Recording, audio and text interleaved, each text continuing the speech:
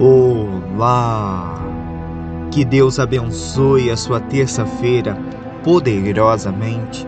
Que o Espírito Santo possa vir visitar a tua vida, te abençoando, te guardando, trazendo paz para a tua mente, para a tua alma e para o teu coração.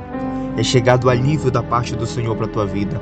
Então toma posse da presença do Senhor juntamente com a sua palavra, porque isso é a chave para que você possa ser abençoado. Eu sou o pastor Jonathan Bahia. Estamos começando mais um Falando com Deus, meditando e estudando o livro do profeta Ezequiel. Hoje nós chegamos no poderosíssimo capítulo de número 9, que tem muito a nos ensinar, mas antes de nós lermos, nós iremos fazer uma pequena oração, pedindo a sabedoria do Senhor sobre essa palavra. Vamos orar. Pai querido e santo, está aqui a tua palavra que é santa, que é verdadeira, que é poderosa. Abre o nosso entendimento para que a gente possa aprender, Senhor, mais de Ti e nos ensina, Pai, a praticar a Tua palavra em nome de Jesus. Amém, amém, amém.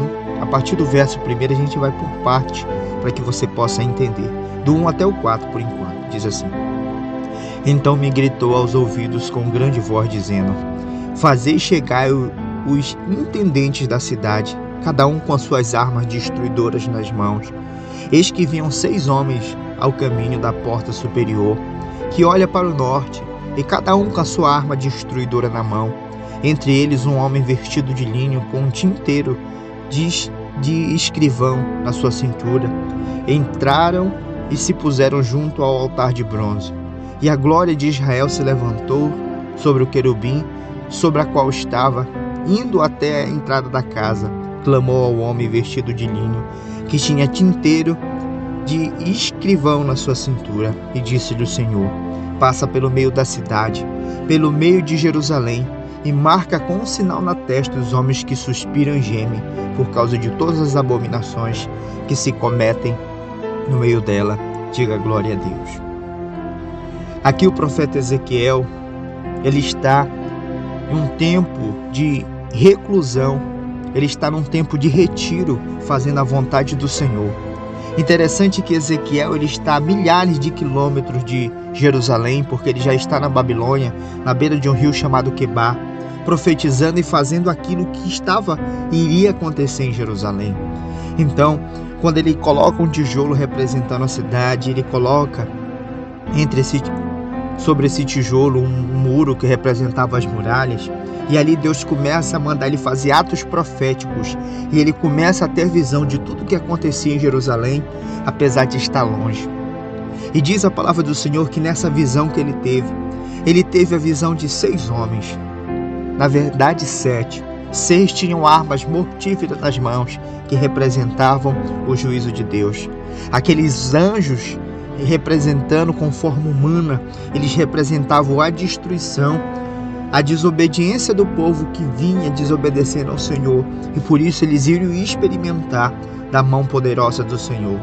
6 vinham com armas de destruição, mas existia o 7º, que era um homem que estava vestido de linho, com tintas amarradas na cintura como um cinto, para marcar os escolhidos do Senhor que sofriam por causa da idolatria, por causa da desobediência. Ou seja, no meio daquele povo que desobedecia a Deus, no meio daqueles que faziam o que era errado, existiam pessoas que temiam ao Senhor e sofriam por causa do pecado deles, e sofriam por causa da desobediência deles, e gemiam e buscavam o Senhor, ainda no meio de um povo que fazia abominações. Ou seja, numa sociedade corrompida, sempre haverá pessoas que Deus ama e irá proteger do mal. Interessante que os 6, antes de destruir, Deus diz, e Ezequiel vê aquela visão, ele dizendo: Vai lá, você é o 7º, e marca as pessoas com um sinal na testa, homens que suspiram e gemem por causa dos pecados dos outros. Ele separou aquele povo, para que aquele povo não viesse sofrer com uma marca na testa. É interessante que a palavra do Senhor ela vai dizer no livro de Efésios, capítulo 3, no capítulo 4, verso 30, Não entristeçais o Espírito do Senhor, no qual forte selado para o dia da redenção.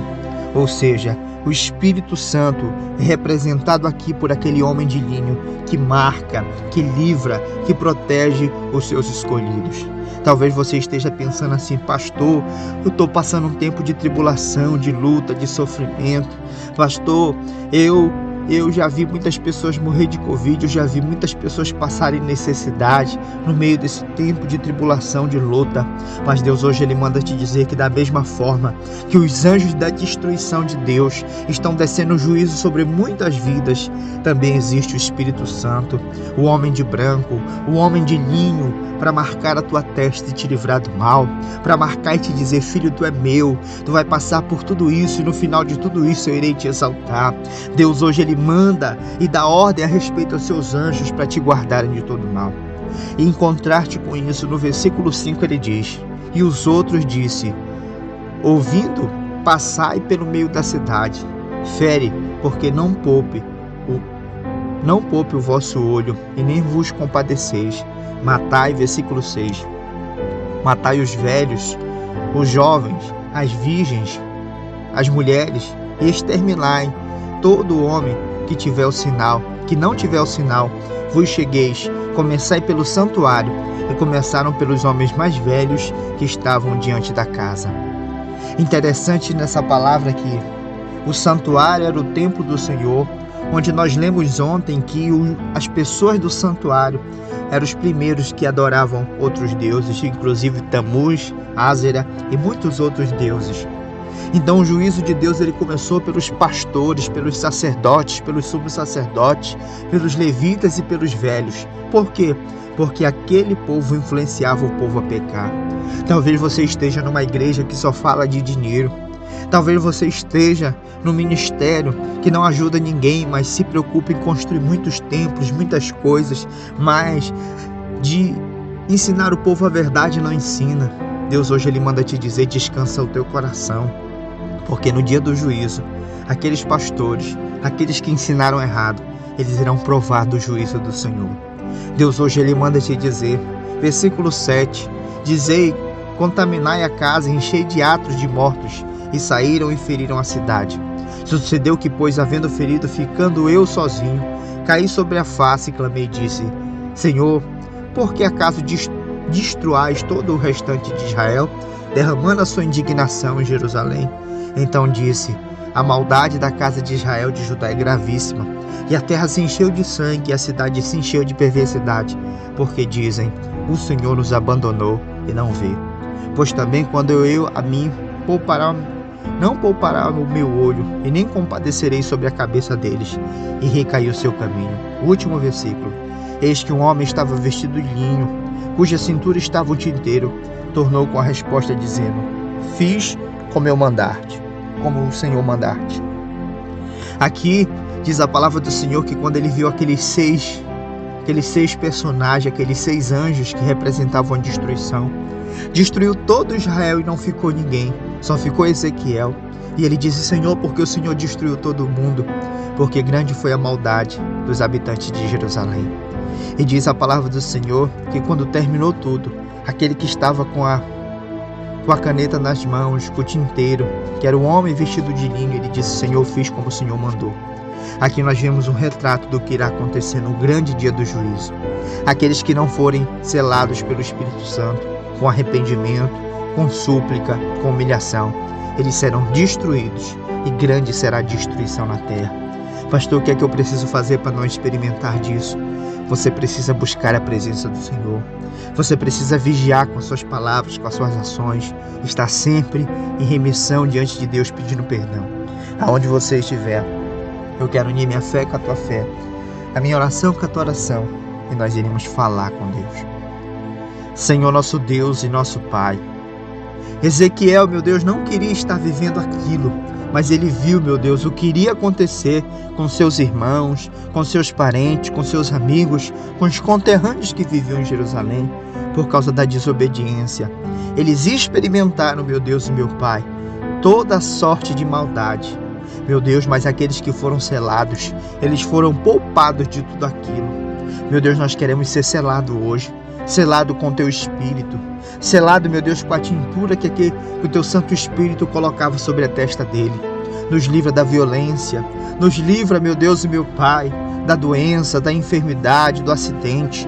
Nos livra, meu Deus, dos espíritos da destruição, dos anjos da destruição que trabalham, Pai, em Teu favor, trabalham com Tuas ordens. Meu Deus, mas que o Senhor possa vir nos blindar do mal, das trevas, e assim que o Senhor possa vir abençoar a nossa vida, em o nome de Jesus. Visita esse lar. Talvez essa pessoa já esteja vivendo essa destruição.